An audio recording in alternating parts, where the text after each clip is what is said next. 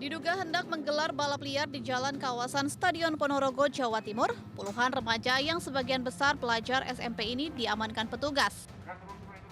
Razia digelar atas laporan warga yang resah akibat maraknya balap liar dan knalpot brong saat tengah malam hingga jelang subuh. 40 sepeda motor dan pengendaranya diamankan. Mereka yang terjaring diberi sanksi mendorong motor hingga Mapolres Ponorogo. Di Polres kita lakukan penindakan berupa tilang. Kemudian nanti apabila sudah sidang, silakan kendaraan dikembalikan spektek seperti awal.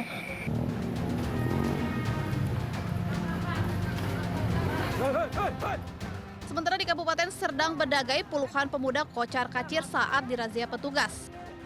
Saat akan diamankan, sejumlah pemuda sempat berusaha melawan petugas dan menolak saat akan dibawa ke Polsek Perbaungan.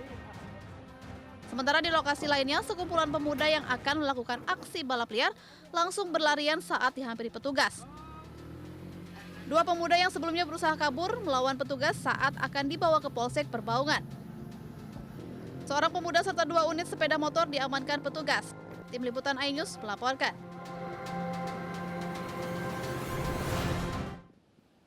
Mobil angkutan umum milik Pemprov Sulawesi Selatan dilempari batu oleh orang tak dikenal saat melintas di Jalan Kapasa, Makassar, Sulawesi Selatan. Akibatnya kaca jendela bus retak dan berlubang.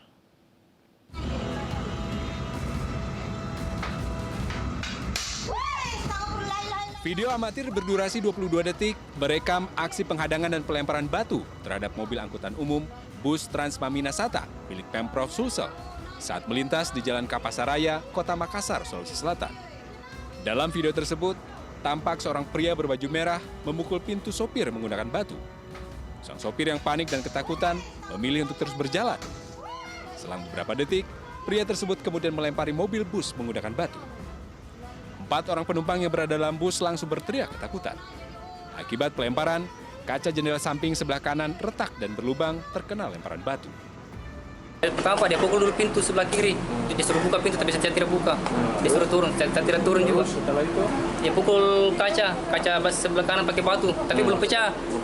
Terus saya mau jalan dia lempar, baru pecah. Belum diketahui apa motif pelemparan ini, mengingat antara sopir dan pelaku tidak saling mengenal. Kejadian ini pun sudah dilaporkan ke polisi untuk segera ditindaklanjuti. Dari Makassar, Sulawesi Selatan, Yoel Yosvin, iNews melaporkan. Pemirsa, Kejaksaan Agung menetapkan 4 orang tersangka kasus korupsi ekspor minyak goreng.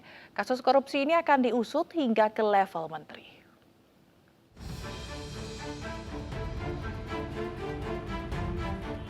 Kejaksaan Agung menetapkan 4 tersangka dalam dugaan korupsi pemberian fasilitas ekspor CPO atau minyak sawit mentah. 1 orang tersangka merupakan Indrasari Wisnuwardana, Dirjen Perdagangan Luar Negeri Kemendag. Sedangkan 3 tersangka lain merupakan pihak swasta. Perbuatan para tersangka menyebabkan kerugian perekonomian negara, kemahalan serta kelangkaan minyak goreng. Tersangka diduga mengeluarkan persetujuan ekspor kepada eksportir yang seharusnya ditolak izinnya karena tidak memenuhi syarat. tersangka ditetapkan 4 orang. Yang pertama, pejabat eselon 1 pada Kementerian Perdagangan bernama IWW, Direktur Jenderal Perdagangan Luar Negeri, Kementerian Perdagangan. Menghadapi hal itu, Menteri Perdagangan Muhammad Lutfi mendukung penuh proses hukum yang tengah berjalan dan siap memberikan informasi yang diperlukan. Ia juga menginstruksikan jajarannya untuk membantu proses penegakan hukum. Sementara itu, Kejaksaan Agung akan mengusut kasus korupsi ini hingga ke level menteri. Meski demikian, Kejaksaan Agung belum memeriksa Menteri Perdagangan Muhammad Lutfi. Tim Liputan iNews melaporkan. Usai diperiksa sebagai tersangka, kekasih Indra Kents, Vanessa Kong dan ayahnya Rudianto Pei ditahan. Vanessa dan ayahnya diduga menerima aliran dana dan menyamarkan kejahatan penipuan yang dilakukan oleh Indra Kents.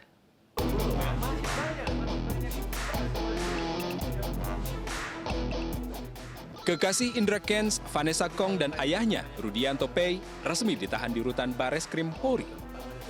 Vanessa dan ayahnya langsung ditahan setelah menjalani pemeriksaan sebagai tersangka kasus investasi binary option Binomo.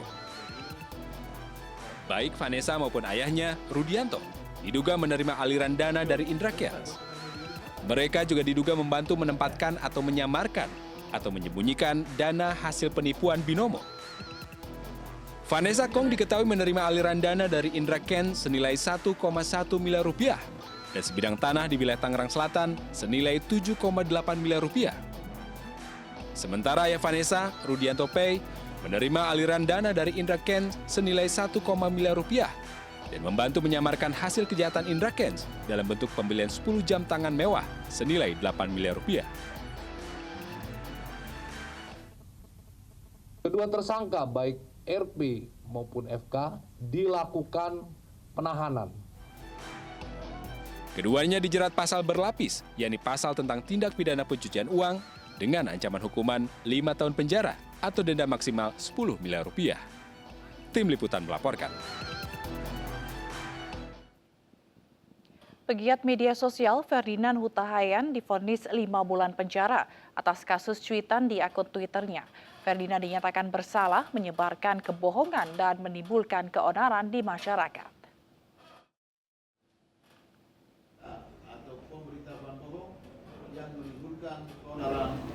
Majelis Hakim Pengadilan Negeri Jakarta Pusat memvonis pegiat media sosial Ferdinand Huta Hayan 5 bulan penjara.